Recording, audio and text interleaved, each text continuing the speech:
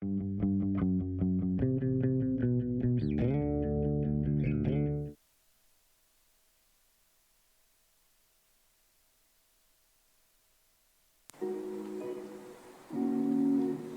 410 Productions proudly presents the Fail to Fail podcast with your host, Dawn Abernathy. Hi, I'm Coach Suver, and today is part 1 of locomotor movements. So we're going to work on 4 locomotor movements today. We're going to do some running, skipping, hopping, and jumping today. Welcome everybody to another episode of the Fail to Fail podcast. I'm sorry, but if you want to complete the locomotive movement session, you're going to have to go check out her YouTube. Joining us live is an ultramarathon extraordinaire. She's making her way on the scene. Recently, won number 1 in her overall, not even age group, but overall recently in a local triathlon. We will get to that later. But joining us right now, Ironman Athlete, Gabrielle Suver. Ma'am, how you doing? Good. How are you? Good. How are you doing tonight? It's a crazy day in Florida. It's starting to rain behind me. So if for some reason we lose connection, that's not a big deal. We'll just wait until my internet comes back on. You know how it is here in Florida. But yep. I guess to get the audience familiar with you, where did you grow up? And how did you get to Florida if you didn't grow up here? Because chances are you didn't, because no one grew up in Florida. Floridians are very rare down here. Yes, they are. Well, I guess I kind of grew up in New York. I was born in the Bronx, and I lived there until I was about 13. So I moved down to like Spring Hill, Wekiwachi area, Hernando County, Florida. So I went to high school here in Florida, and I've been in Florida since then. You know, I have to say, as an import myself, I moved down here in 2001. I think if you spent more than 20 years in Florida, you can just call yourself a Floridian at that point. I mean, I've lived in Florida more than Ohio, Kentucky, or California, the other three states I lived in. And I'd say at this point, I'm more of a Floridian than anything else because I spent more time down here. So the interesting thing about triathletes is, obviously, as the name implies, you're into 3 sports, but especially when you do an Ironman, at a high level. And I had another Ironman athlete on here from Claremont, Florida, Mr. Robert Hale. An interesting thing about Robert is he was ex-Navy, and he shocked me when he told me his biggest, I don't want to say fear, his biggest anticipation when doing an Ironman is he hates open water swimming. I'm like, oh, wow. You were in the Navy. How are you afraid of open water? He said he literally gets there early and paces along the beach and psychs himself out before getting in the corral to start up his race. But he's done like 3 or 4 of them. So he gets himself past it. But I think that plays a very important role in all that, which we'll get to later, which is mind state. How much of whether you're doing ultramarathoning, regular marathoning, running, working out, triathlons, most of it is mind state. But to back up a little bit, what I was getting to is with triathlons, you have 3 sports. What was the first sport for you? Was it as a kid, teenager? Were you running first? Were you biking first? Were you a swimmer? How did this all come into your world? Yeah, good question. I kind of started as a runner. I always wanted to run, but I didn't really get the opportunity until towards the end of high school. The first high school I went to was a private high school, and it didn't really have a lot of girls' sports. So I started running kind of my senior year. I did track and cross country. And I loved it. And then I continued it into college. First year, I was a walk-on for Pasco Hernando. It's a state college now. It was community college. And then by my second year, I was able to get on a scholarship for running. Well, I was going to ask you that, when you said that you went to a small private school, which not very many sport team, my first thing is, well, they're basically preventing a lot of potential athletes for getting scholarships, but you found a way as first doing a walk-on, but your natural abilities. And let's not overlook the fact that you didn't really start running habitually or competitively until you're a senior, and by your second season of college, you're getting a scholarship. That is, in and of itself, is tremendous. I mean, because let's be honest, most people, they join track in 6th grade. They learn the fundamentals and find their gig, and then through high school, they start getting more and more proficient, and then focusing on college. You just didn't have that. You just made the best opportunities out of what you had, and that's fantastic. Thanks. Yeah, I was very thankful to finally get the opportunity, and I loved it. Took to it right away. When did the biking and the swimming come into it? So, because I was such a late bloomer and I kind of went full throttle into the sport, unfortunately, my nutrition wasn't very good at the time. In high school, I struggled with an eating disorder, so by the time I started running, my body was kind of already not in super great healthy shape. Sure. So add running to the mix and under fueling, I started getting injured a lot. Unfortunately, by my third year of college, I started breaking down. Like the first 2 years, I was okay, and it caught up with me. So when I transferred to USF, I was pretty much injured more than I was able to run at that point. So I ended up spending a lot of time cross training, cycling, swimming. Um, and I did try a triathlon towards the end of high school, like in between high school and college. My high school coach did triathlons, and she kind of encouraged me to try one, and I loved it. And I knew it was definitely something I would want to do in the future, but I just couldn't really while I was running on the team in college. But it was fun. Now to back up a little bit, because you're talking about when you got into it because of your stage training, bad diet, going into it, you know, kind of your body's breaking down. Correct me if I'm wrong, but the importance and the spotlight shined on recovery really didn't start getting noticed until the last few years, right? I mean, it seems like people didn't focus. And for example, I host a World War II based podcast on another podcast, and we recently had an Army reservist on there who one of his jobs is the PT for the reservist. And we were talking about how in Army boot camp, they're finally realizing the importance of recovery. Whereas back in the day, it was get up, make them run, exhaust them for 12, 13 hours every day, every day, every day, make it, make them tough, make them tough. But now they're starting to realize, oh, we need to incorporate diet and more important, sleep. Importantly, because one of the things back then was during combat, you're not going to get much sleep, which is true. But now during boot camp, they're starting to focus more on diet, sleep, and the importance of recovery. And I think much like I know myself, I didn't start running until 6 years ago, even though ironically my running coach in high school wanted me to run because she saw me running with a group of people around the track. But at that point, my life was nothing but skateboarding and snowboarding and everything else be damned, which now at 45, my knees thank me for it. Um, but recovery is so important, and diet and sleep, all three of those. And when a lot of people make that transition into a more of a um, I don't want to say strenuous, but a more of a long term um, endeavor opposed to going to the gym for 45 minutes to an hour, long distance running, long distance cycling, swimming, those type of activities, diet and recovery are very, very important. How does an athlete such as yourself incorporate training, especially you're not just training for running, swimming, or biking, but how do you incorporate three different practices plus make sure your sleep, your diet, and recovery, and your daily work schedule? How do you make all that work? Yeah, good question. It's definitely not easy. It takes a lot of planning and preparation in advance, especially. So with training, I do have a coach, so she kind of helps me out with that. I usually try to swim at least 4 times a week, 4 to 5. I go to like early morning practice with a team, with a swim team, and then all the other training is mostly solo whenever I can fit it into my schedule. So I'll do 4 runs a week. So two runs during the week, and then 2 runs on the weekends. So I'll have like a long run and then a brick run off the bike.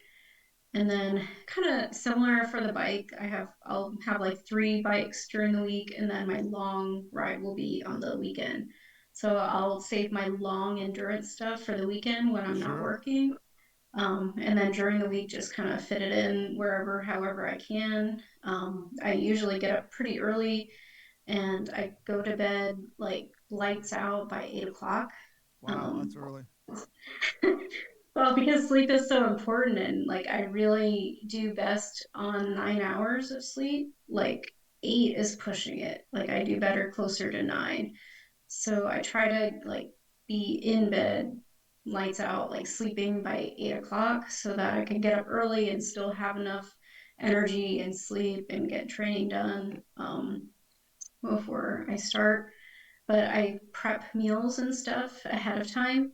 So like I'll wake up, like if I have practice at 6 o'clock, thankfully it takes me only 10 minutes to drive there, but I'll wake up and give myself just like 15-20 minutes between I wake up and get out the door. So like to brush my teeth, get everything ready, I make homemade bars. Mm-hmm. So I'll like grab it, eat it in the car on the way to practice. Um, and then I track all of my calories on the FitnessPal app. So I try to match what I burn each day. Um, and then also my macros, make sure I'm getting enough protein and carbs. So I try to that's kind of how I keep track of my fueling to make sure I am getting enough for my training. Two things. One, when it comes to your training regimen, obviously you probably really have to hard code that swimming. The nice thing about running and biking, if you're running late, your schedule gets messed up, you just open the front door and away you go. But unless you live within a block from the beach, swimming, that's something you have to, okay, I got to make sure I get to swimming because obviously they have hours. And anybody who goes to the gym or any public facility know, even if it's a private facility, those facilities have busy times, and can't go there at 6. It's way too damn busy. Can't go there at 9:30. All the people who think they're skipping a 6:30 crew is going to be there. So you gotta find that time. And so out of those three regiments, that's probably the one you have to make sure you stick to your calendar the most. Yeah, definitely. Because like with the bike, I can always just bike on the trainer in the dark in the morning. But like with swimming, like you said, the hours are limited. There's busy times. So yeah, that definitely takes planning. So I kind of make swimming a priority as far as scheduling wise, with the other training, and then the other training I can just kind of fit where I can. Well, and the fact that you go to bed at 8 o'clock here in Florida means morning is basically your only time to train right now. I have Yeah, the advantages. I'll try to get up and run in the morning, which for me is I have to get up. I got to be out here by 6:45, so I got to get up 4:45 in order to go run 3 miles. But what I find happens then is if I oversleep or I'm dragging ass, my job still starts at the same time. And so then I'm at the position, well, okay, I'm in a hurry. Do I cut my stretching down? But if I do that, my runs are going to be slower because I'm going to be in more pain a lot longer because I'm 45. And so then I'm juggling this. Well, either I get my full stretch regimen in, but only run 2 miles, or I cut my regimen in half, but run slower 3 miles because I'm not getting the full stretches in, or wait until run at 9:30 at night because between 4:30 and 9, it's averaging 98 degrees around here right now if it's not raining. But the fact that yeah. you go to bed at 8 p.m., it's like mornings is that's your only option really, except for weekends, right? Yeah, unfortunately, I do find myself running at the worst, hottest times of the day sometimes, just because of, scheduling. But I actually find it kind of beneficial Especially for what for you do. Ironman training. Yeah, so it works out. What we fail in altitude training down here, when you go run in other states, you definitely make up for in this sucks. It's hot and humid. Yes, I don't know. definitely. I don't know if this is an apt description, but the only way I can explain what it's like to run in high humidity is it feels like you have an invisible fishing net around you. You just feel like you're pulling something. It's just hard and just soggy. Yeah, it's like thick air. Like even breathing, it's like hard to breathe in. Yeah. So when you ran your first triathlon, and then you started training.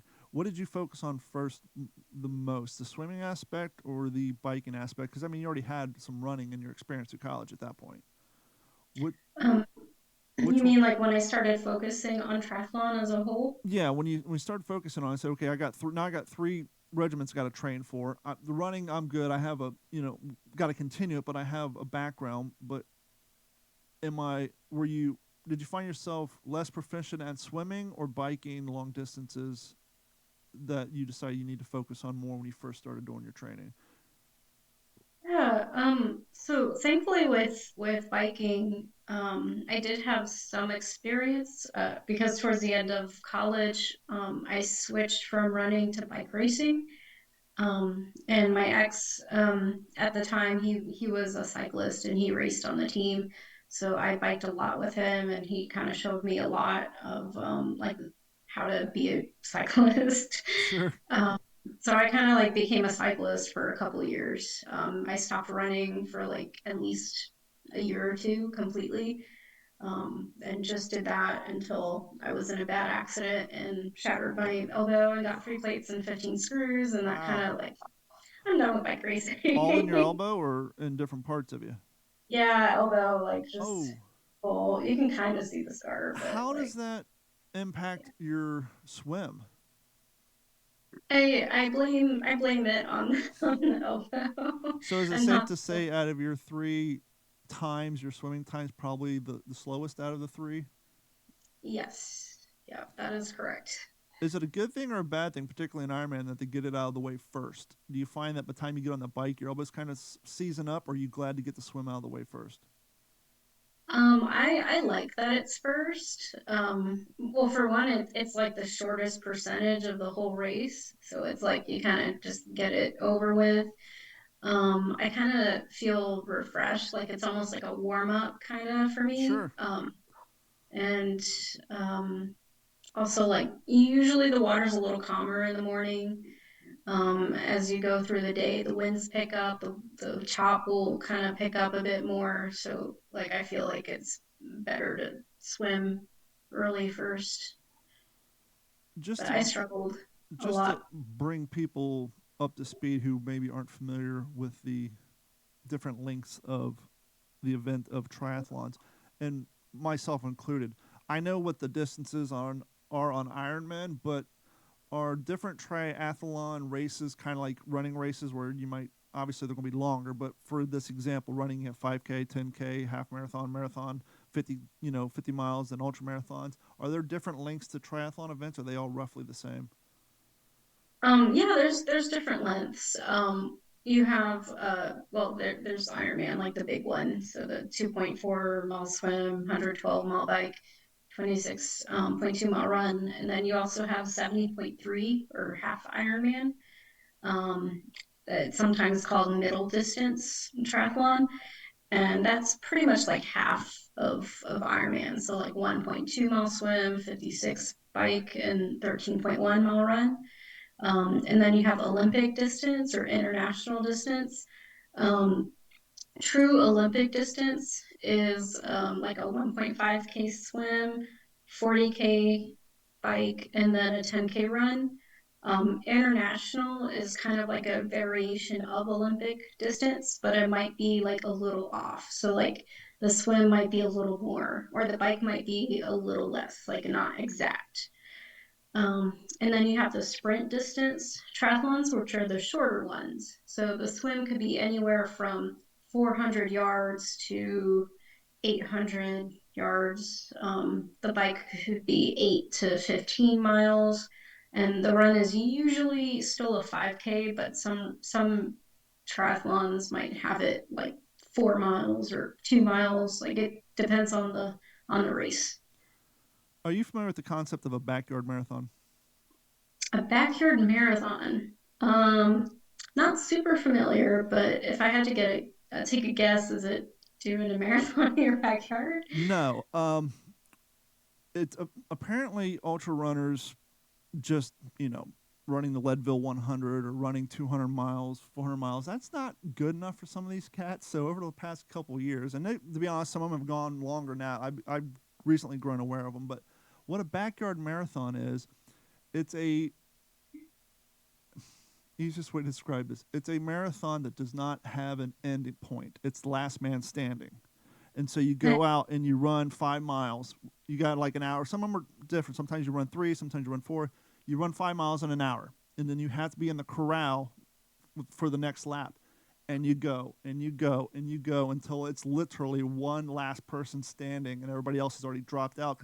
And as time goes by, as you get more and more tired, your first couple of laps, like, oh, this is easy. I can run, 5 miles in 45 minutes or 30 minutes or whatever. By lap 6, it's like, I just got here, and I got 5.5 minutes before I have to stand in line again. And so as you go, your stamina starts to wear down, your body starts to wear down, and it's literally a last man standing event. And so I was wondering if triathlons have gotten to that point yet where someone's like, we need a backyard triathlon. And I didn't know if that was a thing yet. But if you want an interesting YouTube watch on a weekend, or maybe when you're, relaxing after your training, look up backyard marathons, or even more exciting, it's the Barkley Marathon. And that's another one. That one's in Tennessee. You can't sign up on their website. The only way you can sign up is you have to know somebody who did, and they only select 43 people. And when you get selected, you get a letter of condolence. We're sorry to inform you that you've been selected. There's no entry fee. You usually have to bring a license plate and sometimes a T-shirt or $1.50. And so you show up at this park in Tennessee on a certain day with 40 other people. They don't tell you what time the start is. It's going to be either between 6 a.m. today or 8 p.m. tomorrow. And so you're milling around, you're sleeping in a tent. An hour before the undetermined start time, the only person who knows, the organizers, they go out and blow a conch shell. So it could be at 2 in the morning. Okay, well, the race starts at 3. And it's kind of like the backyard marathon, except for the laps are through the woods of Tennessee, and it changes every year. And every lap goes a different direction. So the first lap is clockwise, the second lap is counterclockwise. I think in 23 years, only 6 people have finished this race. It's insane. But when you watch this, you're like, oh, I can't remember his name. There's a famous ultramarathon, I think 2019. He lost the race by 5 seconds to the cutoff because he got lost. And that's the thing, too. There's no GPS. You can't wear your Garmin or anything because they don't want people to know the map course. And how they determine, and there's no aid stations. The only aid stations when you finish the lap. How they determine that you made it to the checkpoints is there's different books hidden in the woods, and you have to pull the page that has the number that coincides with your bib. And so when you finish your 5 or 8, or however many mile lap it is, you have to turn in your pages to make sure you went through all the checkpoints. And that is an insane race, but people travel all over the world to do it. And once you watch it, you'll be like, oh, I got to find the previous year version. And it's an insane race, but I know it's not anything I would ever be able to do, but I just find it so motivating to see people just out there literally running through briars and creeks and over hills and literally getting their ass kicked. And as you know from being in the sport, it's a very welcoming community. And so you'll see the people who dropped out in like the first 24 hours. By the end of day 3, it's down to like 4 people. And when they come in for their break before the next session, like all the people who ran previously are like trying to crew for them. Like, oh, let me go. I'm going to help your crew. I want to get you some extra socks. Here, here's some of my, stuff that I didn't use. And it's such a cool event. But it's like the it's everything. It's so everything that a marathon is. How they start the race is the organizer lights a cigarette. If that isn't anti-fitness, I don't know what is. And so you have this insane marathon that's through the woods of Tennessee that you don't know when it starts, and when it does start, it's started by the organizer lighting a Marlboro Red on the front line. But people from all over the world, they try to sign up every year. And I think this year, 2023, 2 people actually finished it. Oh, wow. And so people are getting better at it. But it's definitely, you got to know how to navigate. You got to know how to do it with a lack of sleep. Oh, the guy who came in second place this year, last year, got so sleep deprived and got so many hallucinogens. The cops found him in the next county over talking to a trash can. That's how sleep deprived he was. But this year he came in second place. So when you do come back, it gets a little easier. But and that's the thing too. If you do finish the race, they make you hit the Office Max easy button. It says that was easy, and if you time out or you quit, they play taps for you. So the whole thing is just an crazy race. It's called the Barkley Marathon. Look for it on Oh, YouTube. dang. What was the first organized triathlon that you signed up for, with the exception of the one that you did in college? Um, let's see. My first one, out like after college, you mean? Yeah, Or like when okay, I'm no longer doing this collegiate. I'm doing this because, let's be honest, I'm crazy, and this is what I find a desire to do. I mean, I tell people I don't run because I enjoy running. Running sucks. I enjoy for the feeling I get after the run is done, and that's kind of how I do it. But what was it? Was it the Central Florida Triathlon Series in 2014? actually, probably. Yeah, that sounds about right, actually. It says race number 2, so I don't know what the first one was. They have a series. They have like one in June, July, August, September. So it's like you can pick which one to go to. Some people do the whole series. So I might have like just done one of those. So on that particular race, because I'm cheating here, thank God to the internet, you were 135th out of 516 on the swim. On the bicycle, you were 139 out of 512 people. And on the run, you were 73 out of 516. That's damn good for your first triathlon. Cool. And Thanks. let's see, full course. Here you go. Full course, you finished 15 out of 181 women in your category. And this is actually a fantastic stat. Out of 516 people, you're 88. Like out of 516 people being 88 in your first trial, it's a big pack, but you're in front of the pack there. I mean, you outran a hell of a lot of people. Cool. Thanks. Didn't even know. That's the wonders of athlinks. They spy on you. They track everything. Ah, that's right. I still gotta go add some stuff. So it looks like you did the Central Florida Triathlon Series, and then you went to Claremont and did the Claremont Challenge. Then you went to Ooh, yeah. Ooh, was that bad? Was that a rough race for you? We can look at the stats. that was a rough race. Yeah, that was like right after I had to take a couple weeks off from a concussion. So And now, was the concussions from the same wreck as the bike that put the needles and pins in you, or was that a different accident? it was a different accident. It was like at work, like just it was a dumb accident. I just slipped and like fell carrying towels down a ramp. Yeah. Aha. So that was Yeah. a workers' comp. Yeah. Well, you still, yeah. Well, that was it's Claremont. I was gonna say that's a smaller race. You finished 76 out of 90, but you were still 17 out of 31 in females. So I mean, you're still in the front of the pack there. I mean, you're seven cats away from top 10. But what's interesting though is then you went from Central Florida Triathlon to Claremont. Then you said, that's easy.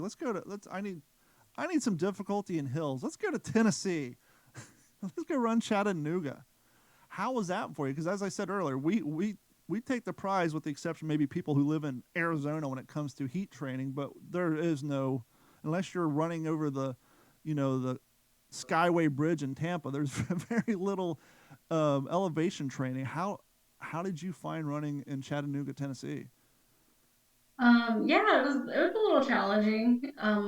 Thankfully, like in Claremont area, we do have some hills, so I was able to prepare for it a little bit. But yeah, Chattanooga was my first 70.3 that I really like.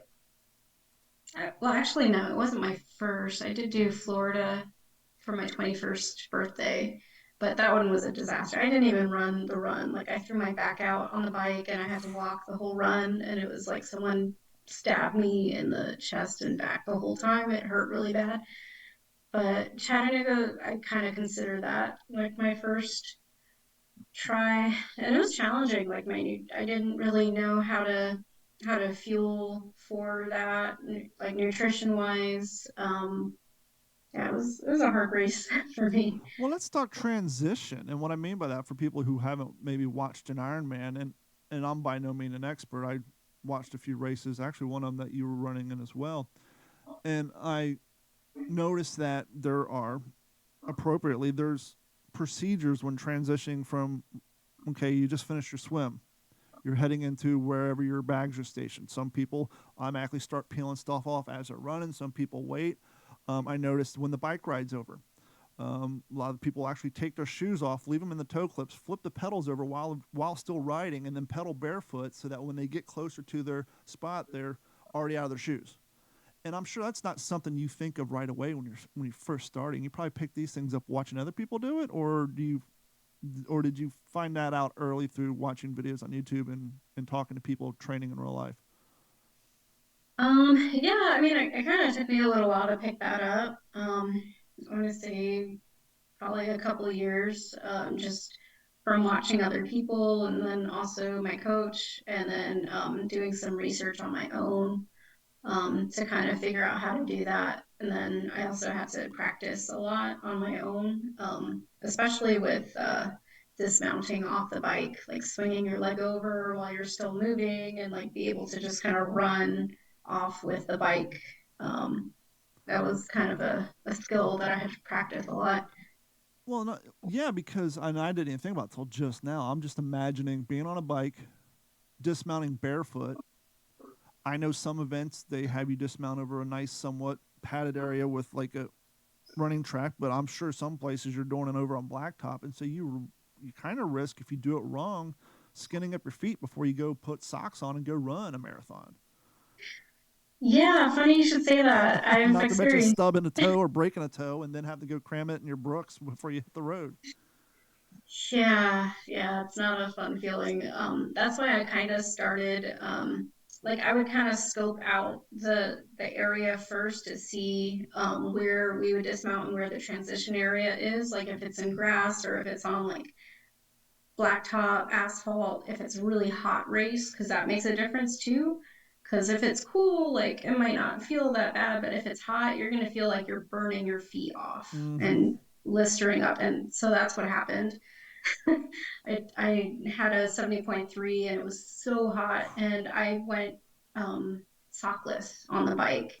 So when I came off the bike and I took my feet off the shoes and I swung my leg over and just kind of went and run with the bike, I burned my feet up and they were blistered and hot and it was awful and I had to pull out of the run. Like I couldn't Wow. even put shoes on. It was bad. Not all. I mean, that's so that's such a shot to the gut because not only do you train all this time, but let's be honest, these races aren't exactly cheap. And Yeah. so, the walk away from the time, the amount of energy. Some people rent bikes because they don't have the finances. When they first start, because you're not going down to Walmart and picking up a Schwinn. You're not even going to your local bike shop. These things are custom ordered and from high end bike places, and so all the time travel and then something like that take you out. Because I mean, who thinks about getting sunburnt feet from stepping on a hot blacktop? Who thinks of that when you're training or preparing for the day? That's just one of those things you have absolutely no control until you do it. And then the next race, I guess my follow up question is: do you still ride barefoot or do you dismount wearing socks? Yeah, so I definitely learned from that lesson. So I usually have socks now, like if it's a 70.3 or longer, um, unless I know if it's going to be a cool race, like if it's not. The race I did, it happened to be in June and it was really hot. It was a really hot race, but now for the most part, I go with socks unless I know for sure that I'm going to be okay. Like I know it's something I scope out and think about ahead of time.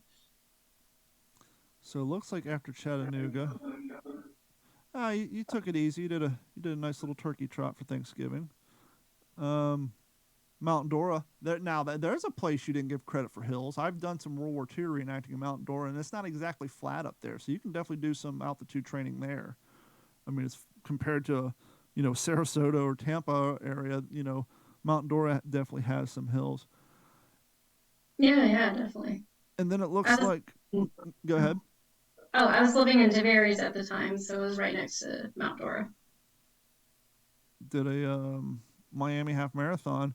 So it looks like it took you from your first triathlon in 2014, unless I'm wrong, or unless Athlinks is wrong. It looks like you did your first Ironman in 2019, Um, the 7.3 mm, World Championship.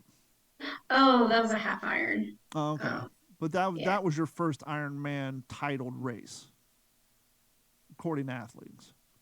No, I did, I think 2016 Ironman Chattanooga might have Oh, been the, yes, you're right. I was too focused on Chattanooga. So yes, that was the Ironman Chattanooga event, yeah.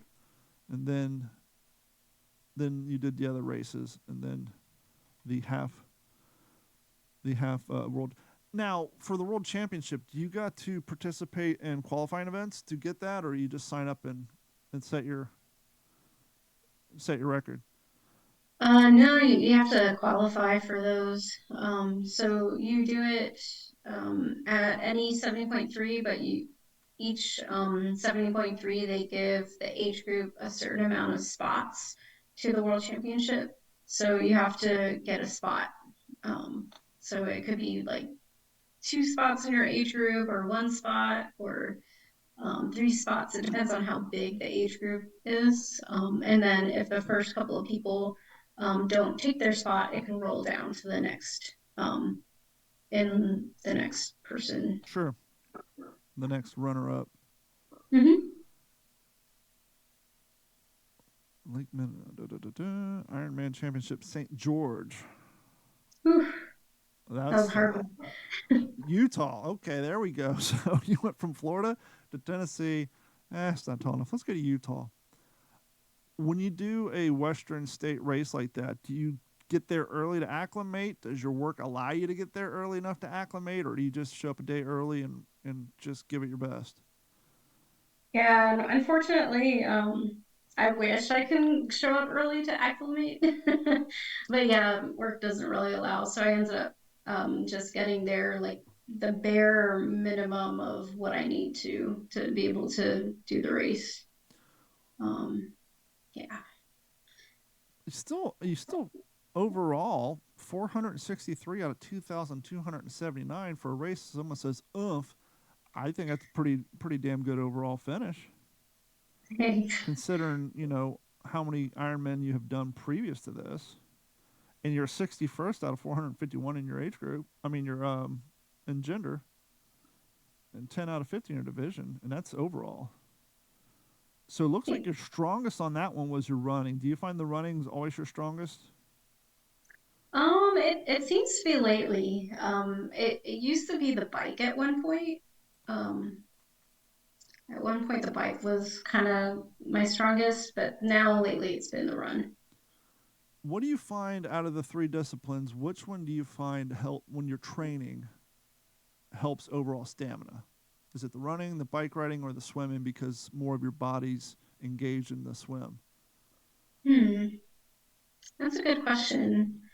Um, I feel like with cycling, you can do more volume on cycling with less risk of injury. And I also find that if you're really fit on the bike, that could also help with your run stamina. Because you can be a really good, really fit runner, but if you're not also fit on the bike, sometimes it doesn't even matter how strong of a runner you are. The bike like can really fatigue you out if you're not super strong on the bike That to be able to run. Well, that makes sense too because obviously when you're riding a bike, your legs are traveling faster than when you're running, unless you're a Looney Tune cartoon and you do the cloud thing with the quick moving legs. So that would make sense that your body's physically performing the action in a quicker, longer pace than running, just because everybody, even if you're the fastest runner in the world, you have a limit on how fast your legs can physically carry your frame. Whereas on a bike, it's a lot different based on whatever gear you're currently having your bike in. So that would make sense that stamina wise, you know, those long distance rides, especially that the breathing and all that would fall in line more with that. Let me ask you this. I had Jeff Peltier on here, who was he does a lot of long distance running, fantastic YouTube channel. Does Cool. the Mibia what is it, maybe a 200 or 500. I can't remember. I've watched too many ultra races. And a few other athletes. They also, I find, long distance runners spend some time in the gym so that they can strengthen their core. And obviously, they're not powerlifting and getting huge and bulky, but they are putting some time in at the gym so that their body and their bone structure and everything's a little bit stronger. With your super busy schedule, do you put any time in at the gym working on those areas to help your running and your biking and your swimming, or do you just not have time with your busy schedule? I do. I do try to fit in some strength training. They're just not super long sessions. They might be like 20 minutes, 30 tops. But I do a lot of strength work. I'll try to do it like 3 to 4 times a week, fit it in however I can. A lot of it's at home though, Sure. like I'll have my own home dumbbells and TRX bands. And then I also do a lot of core workouts too. So I'll do like a 9 to 10 minute core workout about 4 to 5 days a week. And those are kind of like my breaks too. So like when I take a little short break from work, I'll do my 10-minute little core workout and then get back. As So someone who constantly in motion as you are, how do you prevent injury? Now, let me give you an example. Let's say, supposedly, you're 45, you've been running for 6 years, you took some time off, you started running again, you got 2 4 mile runs in, plus a bunch of threes, and then you go do an 8 mile run, including 2 miles over a bridge downtown Fort Myers, and about 3.5 miles in it, you feel your knee pop. And you say, well, I told myself I'm going to do this 8 miles. And then you force yourself to do the 8 miles, and for the next week, you're limping along. How do you prevent yourself from injuring yourself through pride and the fact that you want to go complete the goal that you set out to go complete before you started that event that day? well, actually, a somewhat similar situation happened in a recent race. I I was doing Ironman Chattanooga 70.3 Okay. this May actually. um, but it was right after, it was about a month after Ironman Texas. I did Ironman Texas in April, and then a few weeks later, I jumped into Chattanooga just because it it was a convenient race for me to do Chattanooga. I could just drive there, and it's fun. I love the town. So I did something dumb the day before the race, and I didn't realize it until after. I ran with two different shoes by accident. Now, They're hold on a similar. second. We know that you're an early morning runner. Was this a 5 a.m. getting dressed in the dark mistake, or was this I packed the wrong shoes mistake? This was, I threw the wrong shoes in the car and I was distracted by talking to people in the parking lot mistake. Now, can we at least say the two shoes were the same color at least? Yeah, like if you saw a picture of me with these shoes, you couldn't tell that they were different shoes. They're like the same exact color. They're the same brand. Okay, Like so we're it, not saying you're wearing one Saucony Cohesion and one Brooks. no, yeah, no. Like they Okay. actually do look very similar. Same exact color. Like when I showed pictures, people pictures of it, because like I had my friend take a picture after because I was just like, oh my gosh, I can't believe I did this. But they look the same. So But how uh, drastically different were they? Did one of them have like a bigger toe box? Did one of them have like a rocker sole so that when you transition forward, your left foot's rocking forward and your right one's not? I mean, what was such a different in technology that it would affect your run that much? so um, are you familiar with the Nike Alpha Fly? No. Okay. So it was a alpha fly and a vapor fly. And the alpha fly is like this tall, and then Oh, the vapor fly is like this tall. And I had the short one on my short leg. I had like one leg that's like a little, longer than the other. So I had like the short one on my short leg and then the tall one on my tall leg. So I'm like, so essentially you ran a marathon as if you were running with one foot on the curb of the street and the other foot. Well, it's a little higher than that, but the same kind of. principle. It's going to Yeah. it's So going to affect your gait. It's going to affect your hip movement. you probably had to go to the chiropractor and have your like other leg pulled out to compensate for all the pounding. Yeah, so I did that. That was the day before the race. Oh, okay. Doing like my warm up Hmm. runs and just kind of getting ready. So then when I started the race, everything was all agitated and irritated, and like even on the bike, I felt off. So when I started the run, like the first mile, it kind of started bothering me a little bit, and I'm thinking, oh, okay, I just keep running, run this off, get warmed up. And each mile it started like getting worse and worse and feeling worse. And then my back just kind of seized up and it was like really hurting. So I made the decision to pull out of the race because I didn't want it to turn into a bad injury and then keep me from training and getting ready for my next Ironman or my next competition. So I did have to make that decision, but I am glad I did because if I had kept going, um, it would have been pretty bad. It could have Yeah. taken me out for a season. And I immediately went to the chiropractor, and he's Hmm. like, "Yeah, it's a good thing you stopped when you did. Like, this is terrible." Yeah. They had like a medical, one of the massage people help me out. And ever since then, every time she buys a new pair of shoes, they're different color. Yes, I'm not allowed to buy the same color shoes anymore. It's those little things that people don't think about that can really impact you. Yeah, no, my knee is super angry, and I can't even say that I was training, doing a warm up run for a race. I was just my goal this year was I want to get a marathon in, which I'm running out of time, but it is Florida, and we don't want to run a marathon in the middle of August. But it's been so long since I've done any real long distance running, and my only official long distance race I've ever ran was a half marathon. And interestingly enough, the only reason I ran that is I, as you can see behind me, I got my Savage Race bibs. I ran a handful of 5Ks because I find running 5Ks.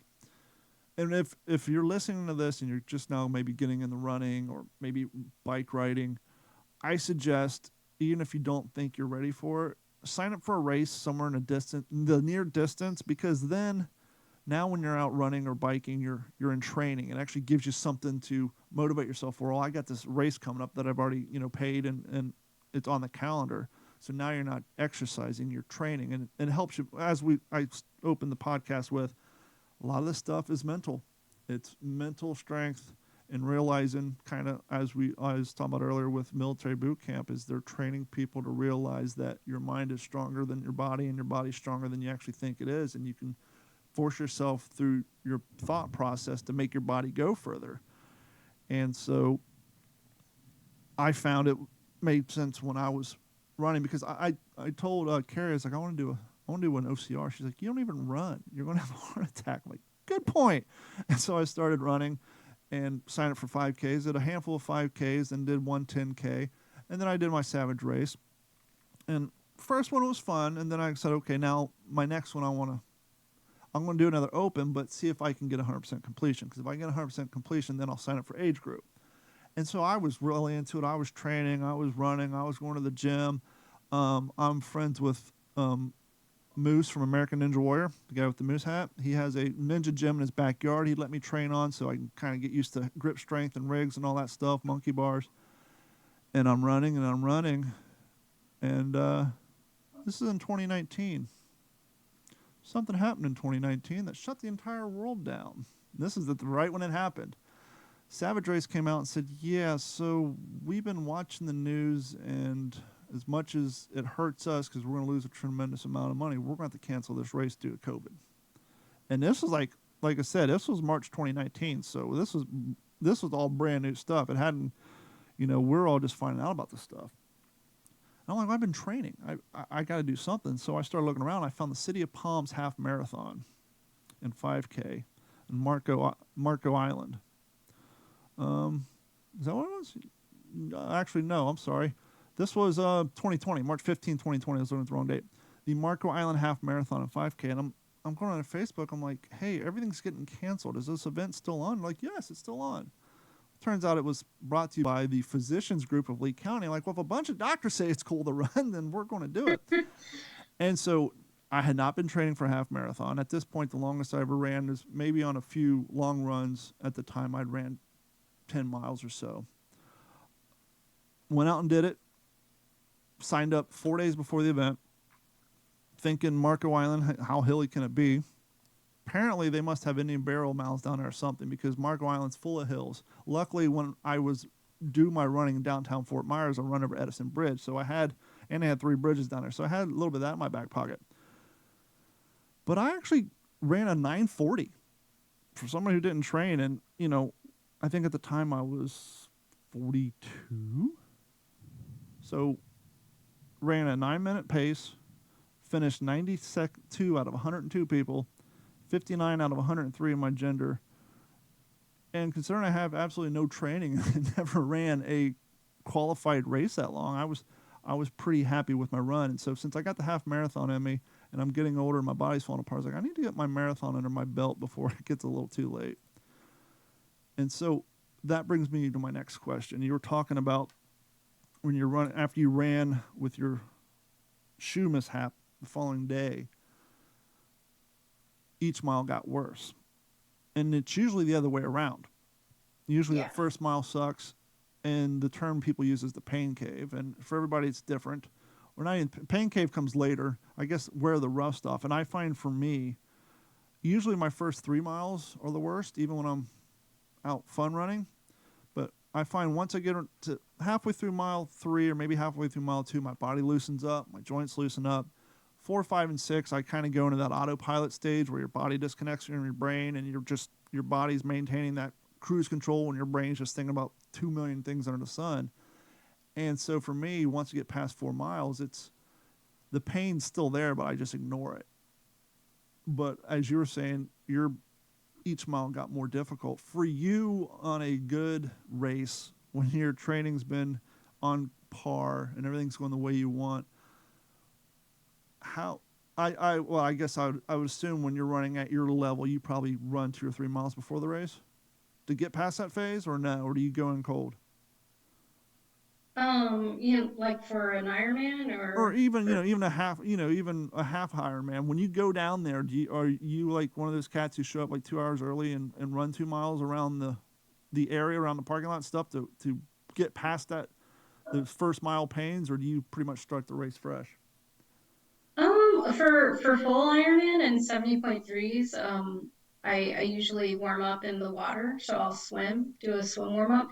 But for like Olympic distance and sprint triathlons, I do like a running warm up. I'll do 1 to 2 mile run and then do some like plyometrics, and then do a swim warm up like right before the start of the race. So it's a pretty long warm up for the shorter distances. And I know recently you've really upped your game and you're starting to podium. Well, first you're starting to set new personal bests for yourself, and then most recently in a local triathlon event, you won first overall. Is that correct? Yeah, at the international distance, yeah. How long was the international distance? That one was a half-mile swim, 21-mile bike, and then 10K run. It was really hot. It was like a heat warning day. But yeah, it was just for fun. I've been kind of really focusing on the Ironman distance this year. So I did Ironman Texas this spring. I got my personal record in the Ironman distance there. And then I did Ironman Lake Placid in July. And now I'm getting ready for Maryland. And then I'm hoping to do Florida. Now So I got 2 more. on the Ironman Texas, the PR, what the PR was that on your run, your swim, or your bike? Oh, like overall time and the bike. So I did a 9:55 for my overall time, and the bike was a 5:10. 134 out of 1,855 people. That's a damn good finish. I mean, Thanks. you hear 134, you're like, okay, that's one. No, out of 1,800. Out of 1,800 people, yeah, that's something to be proud of. And out of women, 27 out of 475. And so, yeah, you're definitely finding your groove. Now, have you, obviously, a lot of it comes with experience and doing these races over and over, but have you kind of unlocked something in your training that's allowed you to start breaking PRs and climbing the rankings there to get closer to that front pack? Yeah, like I want to say nutrition has played a big role in getting me uh to that next level, like being able to hydrate better and control my electrolytes, like getting in enough. I've done like some sweat tests to figure out like how much sodium I lose and liquid loss. So I kind of have a little better idea of how much I need each hour. So making sure I'm on top of my calories and nutrition and hydration has been a huge help. Electrolytes are very important. I think it took me to, I've done 4 Savage races. I think it was right on after my second one, I really started looking at, like, why do my calves cramp up and my hands cramp up? It's called Yeah, lactic acid, stupid. Here's how you avoid it. And so I started reading up, oh, you need to drink gallons and gallons of water and Gatorade before the race. You need to take your gels and nutrition during the race. And I'm not sure if you're familiar with Vinny Tortorich. He's quote unquote one of the first real fitness trainers to the star. He's one helped Margaret Cho lose our weight. He's been working with Howie Mandel for years, and he runs a company called NSNG, No Sugar, No Grains, and he makes this great. It's called ultra fat nut butter, and it's made for. He does 500-mile bike races and couple day long kayak races, and so during the race I would take ultra fat nut butter along with drinking water and all that, and it worked. I was doing these 7 mile runs with these 25-mile obstacle courses, monkey bars, 6 foot walls, all that, and I no longer had the problem with, my first 2 races, I would fling my leg over that wall, and as soon as my calf hip made contact, just instant cramp because I wasn't doing the nutrition. And so once I started studying how to avoid lactic acid buildup, it changed everything for me. Didn't help my grip strength and helped me get 100% completion on my obstacles, but I wasn't in so much pain when I was suffering through the rest of the course. And that's just one of those things that I don't think a lot of people, when they first get into these sort of fitness journeys, really put too much stock in. They think everything's okay. It's training, stamina, and speed. Well, that's important, but recovery, nutrition, and during the race, nutrition as well is huge. especially the longer the race it is, the bigger part nutrition plays a role in. I think it's funny when it comes. You find, especially when it comes to the ultra marathon stuff, that there's a lot more. I don't want to say numerically, but there are definitely a lot more 30, 40, 50 year olds doing ultra running. And I think they realize I'm not going to get any faster the older I get, but my stamina can get better and I can run further. And let's face it, unless you're an elite runner and you're going for those, top finishes, most majority people out there are doing it because they're just trying to beat themselves. They want to set a new personal record. And so as you get older and you realize, okay, my 5K number is going to get slower, my 10K numbers are going to get slower, my half marathon numbers, but I can start running further. I can run 50 miles and then 60 miles. And so I think that's one of the nice things about running. Yes, it's bad, it's hard on your body, but let's face it, so is sitting around not doing anything and just eating junk food. That's hard on your body too. So I guess the question is, which one do you want to suffer from the most? But let's talk about nutrition. There seems to be 2 routes when it comes to nutrition for people in fitness. Either you go full vegetarian or vegan, or you go full protein. Which direction did you go with it? What works for your body? So I have tried both. I was vegetarian for about 7 years. Um, and then I kind of switched the other way. I tried like a lower carb, higher protein route too. And I kind of right now I'm somewhere in the middle. Sure. So it's kind of like I do plant-based. I do high protein. I also have carbs, but I try to keep it like complex. My focus is more on real food. So I try to avoid like processed foods and stuff like that. I do a lot of my own cooking. Um, That's cheaper I, nowadays, anyhow. I mean, let's not yeah, let's throw health out the window. Just the cost of everything is so insane that it's cheaper and healthier just to cook at home. yeah, definitely. And I do, uh, even though I do a higher protein like percentage, like I try to get over 100 grams a day, like usually 120 to 150, depending on my training. But it's not all from meat. It's also from like legumes and Greek yogurt, and I do protein shakes too. Um, so, and a lot of nuts. Like I do a lot of almond butter, peanut butter, nuts, nut butter. Yeah, I have a lot of that. Um, but yeah, so nothing like super restrictive. Um, just kind of overall healthy, and I feel like I've responded best to that. Well, two questions really. I'll start with the training. When you're training, earbuds or no earbuds? It depends. Swimming, definitely not. Clearly. Biking, not usually. Like I might have, the open ones that they're not actually in your ear. They're like the conductor ones, so you can still hear. Okay, Do you know like the ones that what I'm have the talking about? bracket around the back of your earlobe. Yeah, like Yeah. the shocks ones, so they're not on your earbud. So if I use anything, it would be that, so I can still hear. But I'll like keep it off for half the ride and like just turn it on when I feel like I need a little extra boost.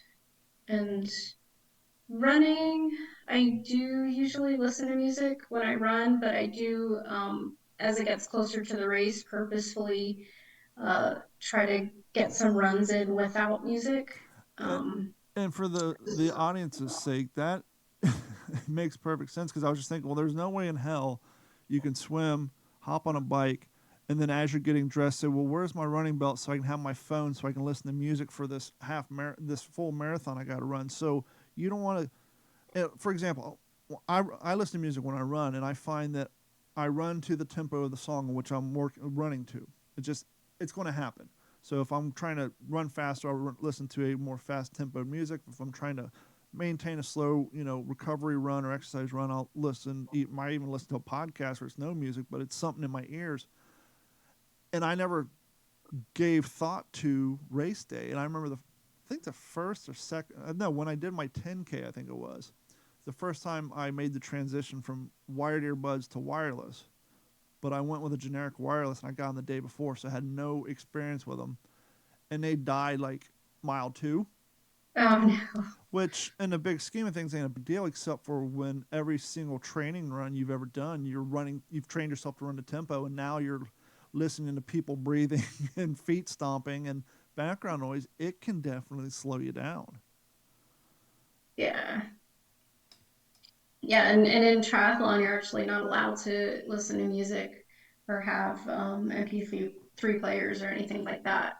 For safety, So, or do they think it's because of what I just said? You're kind of artificially amping yourself up through tempo of music. it could be both. Yeah, it could be a combination of both. So it could be performance, like helps your performance, and safe for safety reasons too. Sorry, I'm here squeaking. My Boston Terrier's down there chewing on her toy between the rain and the dog. So, what do you have coming down the pike? What are you training for now? So I'm getting ready for Ironman Maryland. It's in coming up in a few weeks. It's September 16th. Now, I meant to ask you earlier when you did Chattanooga. Where does the swimming events take place? Is it in the lake? Is it in a river? Where For Chattanooga, it was a river swim. and how is that different than a well Gulf of Mexico swim down here if you're running on the West Coast or the Atlantic Ocean when you're running in Miami? How is it different? Do you find that it has a stronger current? Is it just well, even better question, transitioning from training and swimming in salt water to going to fresh? Do you find that is a difference? So I don't really have too much experience with ocean swims. I mean, other than swimming on my own, I haven't really raced a lot of triathlons in the ocean. I usually kind of stick to lakes and rivers. Although I mean that's going to change this year because I have Florida coming up. Well, I was gonna say, Florida, you're not swimming in freshwater down here. Too many alligators. I mean, that'll make you swim faster, but I was gonna say, how do you when you when they do them down here and they primarily saltwater swims? It's primarily actually lake. Really? There's I've done the lake swims. Ironman Florida is in the Gulf. That one's ocean swim. That one can get really choppy. Like Yeah. I find that kind of a hard swim. Um, let's see. Lake Placid was a lake swim. That was beautiful. Lake St. George was also lake swim. I do like the lake swims. Sure.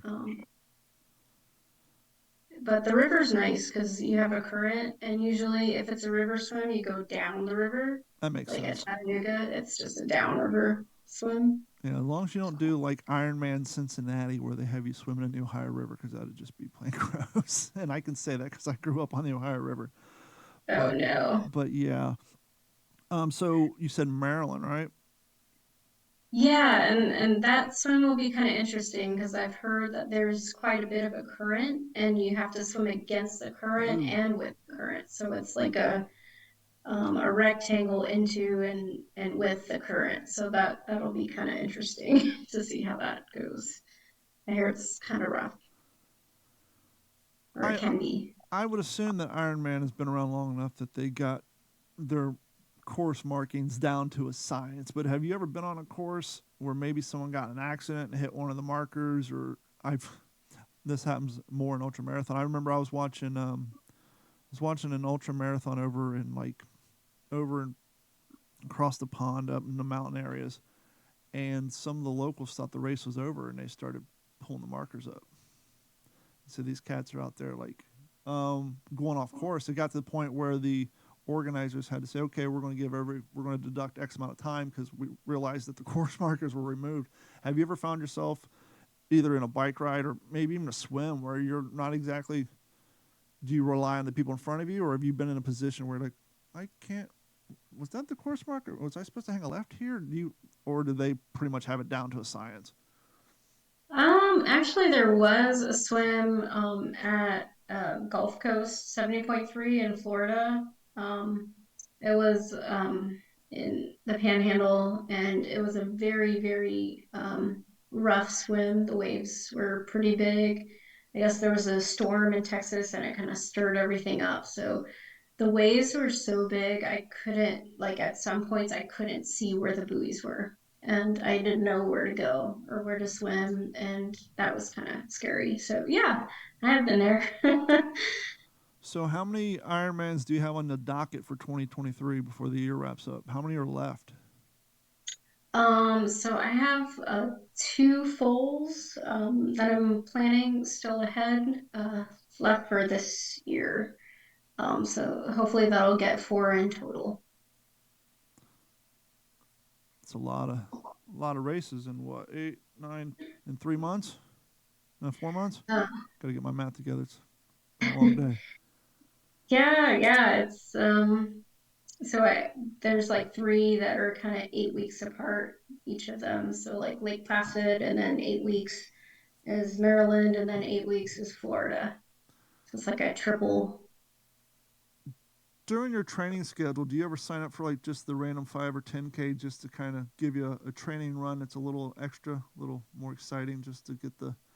I've said on this podcast before, if you never ran an organized race, one of the things, the first thing that I noticed when I did my first 5K was the pack mentality came out at me. Meaning that now I'm running with a large group of people, and instinctively you're like, I can run faster than that person. Nope, I can't run faster than that person. And you kind of find your way in the pack, and then almost like if you're trailing somebody, once your mind gets to that state I talked about earlier, where you kind of disconnect from your body. It's almost like being on a roller coaster. Like your body's just instinctively following that line of people in front of you. And I didn't know if maybe I've seen people who, when training for ultramarathons or Ironmans, they'll sign up for the occasional 5 or 10K just to give that day's run a little bit more excitement and just change things up a little bit. Yeah, definitely. I actually did that the 4th of July. There was a local 5K right here in Claremont, and I had to do a run workout anyway. So I jumped in, and it was a really good 5K. I ended up doing pretty well. I did like a 18:41, and I won first female, so I was happy about that. So not Um, only did you get a finisher medal, but you got yourself a nice coffee mug too, huh? I got a plant. I got a really nice plant. So that's no fair. I've won a beer mug, uh, uh, 2 beer mugs before. Like the best I've ever done. I podium 5th in 2 of my 5Ks and my 10K, I think, in my age group. So I got a couple mugs laying around here, but that's I was thinking about doing that too. Like I want to run a marathon this year, but I'm thinking about, not right now. It's just too damn hot. But I'm like, elite events always putting on runs down here. I just need to go find one of those and run it just to reform a baseline too, because I haven't ran a official run in probably 2 years. I didn't do any. I was going to do 2 Savages race last year, but I got injured, and so I didn't do it. And that my last race, it's like I'm not getting my completions are actually going the opposite direction. I actually was getting worse from year to year as I got older. It's like, I really want to do this, but I really want to run age group and not open. So I need to work on my training. But then I got injured, so I basically took last year and this year off, to be honest. But I'm thinking about maybe trying to do another Savage, or even I need to do a Spartan. I haven't done a full length Spartan. I've done a couple of virtual Spartans, but I need to try a few more of those before I give up the whole OCR stuff. But my interest is definitely getting more into the ultra stuff. I want to try trail running too, but like around here, it's like I can go down the street and run in the ankle deep sand, but it's not the same as like the dirt trail running you see cats doing. So, Yeah. but they are starting to get some more ultra marathons down here. I think they have the Forgotten Run, which is in Central Florida. I think it's a 100-miler. But so I'm definitely looking more into that. So you got 3. You said 4 races left this year. Oh, two races left, so 4 total. Okay. Yeah. Fantastic. And congratulations on all of your achievements and the fact that you're making your way up to higher up into the pack there, and slowly chipping away at everybody else running behind you. Is there anything that you would give as far as suggestions or things you've learned to people who maybe are making that transition from maybe bike riding or running or swimming into seriously considering getting into triathlon running, whether it's just a one-time thing to prove to themselves that they can do it, or maybe they want to do it more regularly? Is there there are no shortcuts, but we're kind of talking earlier about the things that you don't know right away that you have to suffer through and figure out the hard way, like dismounting on hot concrete barefoot. Is there any sort of things that you would suggest to people to consider when they get into the sport?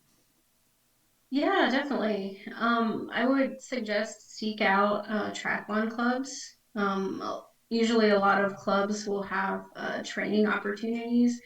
Try to get involved with different groups too. Like if you're new to cycling, maybe try to get with a bike group that's in your area and start riding with them and watching them, observing them, like how they rotate, how they drink out of their bottles, like how they communicate. Just kind of be an observer and learn from them. And then same thing with like swimming. Like I think joining a master swim team was like the biggest help that I was able to get for my swimming. Just kind of being around other swimmers, or people that are just, more experienced in the sport that you're trying to learn, is a huge help. Earlier, you made reference to a sweat test you had done to kind of see how your body processes and eliminates the things you consume during your race. What other sciences have you utilized to kind of familiarize yourself with your body? I mean, I know there's gut biome tests out there that'll tell you what foods are not good for you personally versus ones that you never considered that would be. Are there any other sciences you've used to kind of get to know yourself better to achieve better finishing times with your races? Yeah, yeah. Actually, lately I've been focusing a bit more on heart rate and cadence on the run. I feel like that's kind of really helped improve my run times in the Ironman distance, especially in the marathon portion coming off the bike. So now, like, instead of trying to just focus on pace, I try to control my heart rate, especially in the first 4 miles or so of the marathon, and keep it low or below a certain cap that I found for myself. So I try to execute it a little bit more controlled, and then I focus on cadence too, because I have short legs. I'm like 5 feet tall. So my cadence is like, my ideal cadence is in the 190s. So I shoot for like 190 to 200 as my cadence for the run. So as long as I'm like keeping that cadence and my heart rate is right, um, my pace ends up being what I want it to be. So I had no idea what my pace was at Ironman Lake Placid, and all I did was go by heart rate and cadence, and I had my best Ironman marathon there. So I did like a 3:20 at Lake Placid, and it was over 1,000 feet of climbing, and after biking 100 and something miles and swimming and all the climbing. Now, do you go with the external heart rate monitor or do you go strictly with the one built in your watch? So I do have an external heart rate monitor. I use one around my arm. Um, so it's like an armband heart rate monitor. Let's talk real quick before we wrap this up. Equipment and technology. Um, what what watch do you train with and run with? So right now I actually just got a new Garmin. It's the 965, I want to say, the Garmin Forerunner. So I just got it over the summer from my local running store, Dash Sports, and I love it. It's great. I love all the metrics it tracks. And they are durable. When I first started running, I at the time Fitbit was for people who aren't into running and all that. Just to, hey, you want to start getting healthier, go Fitbit. And so I got a Fitbit, and when I started running, what I found is now, granted, they could have changed in the last 5 years because I've been actually wearing my Forerunner 735X for like the last 4 years. The thing's holding up.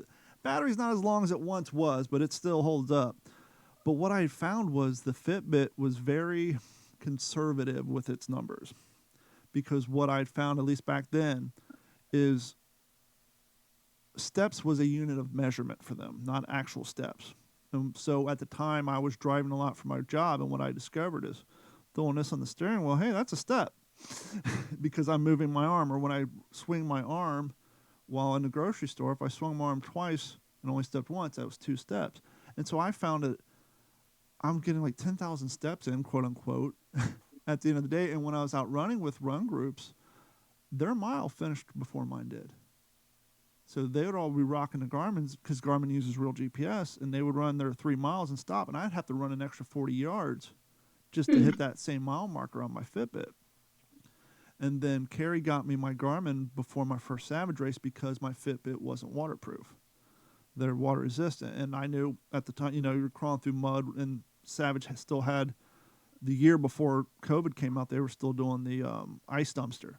So by mile 5, you'd have to go underneath a wall in a dumpster full of water and ice. But the following year, after COVID came out, they kind of got rid of that stuff because you don't want people swimming in communicable waters when you got a pandemic out. But that first year, and so, but I've ran 4 Savage races, fishing. I do a lot of kayak fishing, and like I said, now I have to charge probably once every 2 or 3 days. But yeah, my Garmin 735 is still, it holds up. They definitely are durable pieces of equipment. Yeah, definitely.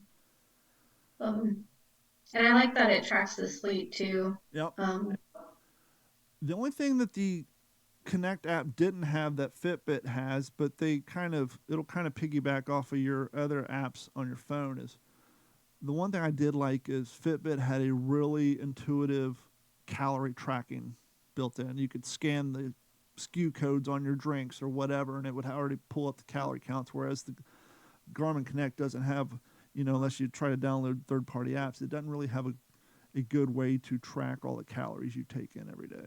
That's my only real complaint on that.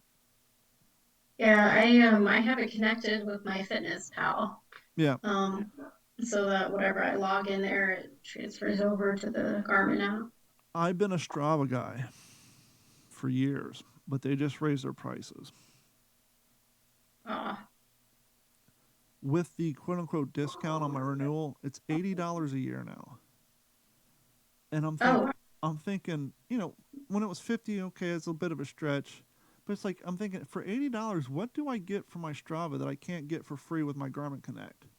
So it's like, I'm probably the only thing that sucks now is I can't go back and look at my old pace times. Obviously, it's stuff's all on my Garmin, but I'd focus so much on my Strava, I would actually my Garmin Connect, I wouldn't edit anything, but I'd go in there and edit the races and how I'm feeling and this and that. But it's like that's not worth the $80 a year. I think I'm just going to I'll leave it on there because they'll give the basic plan will show you your maps and all that, but they won't let you look at your historical stuff anymore. Now they blur it out kind of like it's a vulgar TV show until you pay that $80. But yeah, I just yeah. actually, for those of y'all listening, if you go to failedtofail.com, I just put up an article on the website about has Strava gotten a little too far in their prices. I mean, let's be honest, at $80 a year, you're 30, $40 away from Amazon Prime. At least with that, I get free videos and shipping on my TV. I mean, so I Yeah. just don't know what they think is worth it for that kind of money a year. And so, I don't know. I haven't gotten into the whole paying for the Strava premium. I'm still on the free yeah, one. well, I'm back to the free one now because I'm not going to pull that trigger. I think I'm just going to focus more on my Garmin Connect and go that route. Because Yeah, that's good. I did find through Strava the tracking of the equipment was a little easier. How many miles you have on your shoes and setting retirements. Because I'm 6'5". At my prime when I was running a lot, I got down to 207, and I'm heavier than that now. But at my height, my gait, my weight, I find after about 235 miles, I start getting shin splints and ankle pains because at my Yeah. weight, I start breaking down the soles of my shoes. And that's going to be different for everybody based on your height and your weight. If you're lighter and smaller, you can probably get 300 to 400 miles out of your shoes. But for me, it's about 232. And so I found that was one of the primary things. Once again, you can use Garmin Connect for that too. But I just found it was a little easier through Strava. But yeah, I think I'm going to have to end that relationship with Strava Premium because it just doesn't justify that $80. And that's after the renewal save 10% nonsense. So I can't imagine what the Oh, real retail price is. It's like, no, I'm good. Thanks, Strava. yeah. So, Gabby, where can people find you on the internet, your social media links? I know you're on TikTok, you're on Instagram. Where can people find you? Yeah, I'm also on Facebook. I have And YouTube. a Facebook page, and a website that I need to update because I haven't updated it in a while. But mostly Instagram, TikTok, and Facebook.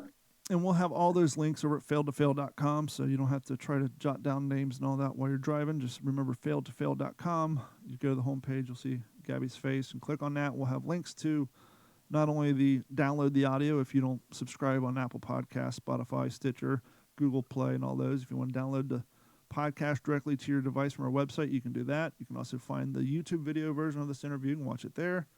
And we'll have all the pertinent links. Gabby, thank you so much for your time. And you have anything else you want to say before we wrap it up?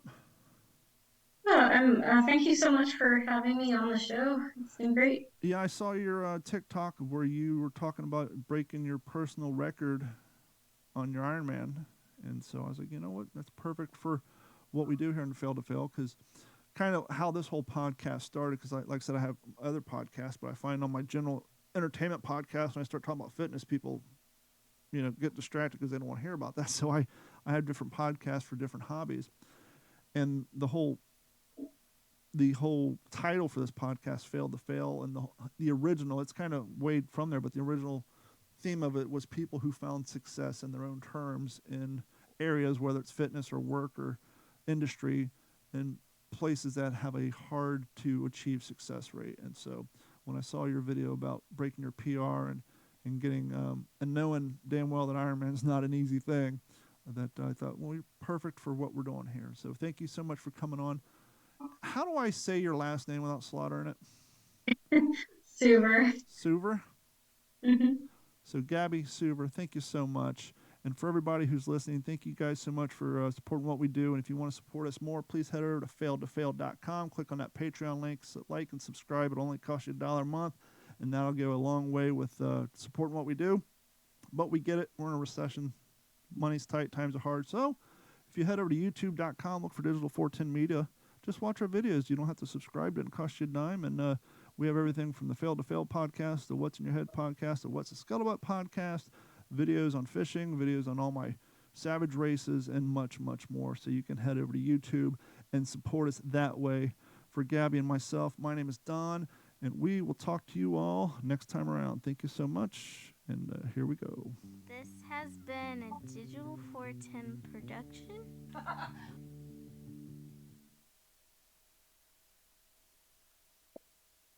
Sorry, my bedtime alarm was going off.